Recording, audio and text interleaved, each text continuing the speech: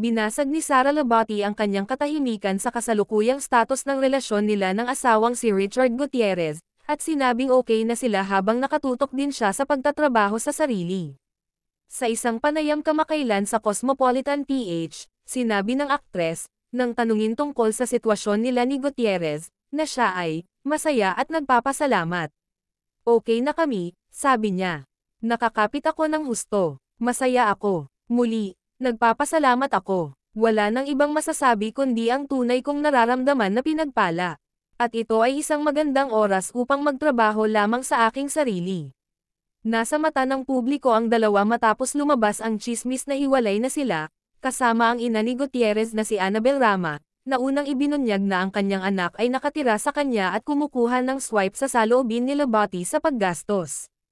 Tinitimbang din ng starstruck alumna ang pagkiling na kinakaharap ng mga babae o ina hinggil sa kanilang kagustuhang magpakasawa sa kanilang sarili gamit ang kanilang pera, na binibigyang diin na hindi kailangang ipaliwanag ng mga babae ang paraan ng pakikitungo nila sa kanilang sarili. Sa tingin ko kapag nagsusumikap ka para sa iyong sariling pera, wala kang utang na paliwanag sa sinuman. Napakahirap mong gawin para ano? Upang ipaliwanag ang iyong sarili. Hindi, kung mayroon kang trabaho at nagtatrabaho ka ng husto, hindi mo kailangang ipaliwanag ang iyong sarili sa sinuman. Just do your thing. Whatever it is that you want to do, she affirmed. Ibinunyag ng ina ni Labati noong Desyembre taong 2023 na ang kanyang anak na babae at si Gutierrez ay kasalukuyang co-parenting sa kanilang dalawang anak na lalaki, sina Zion at Kai.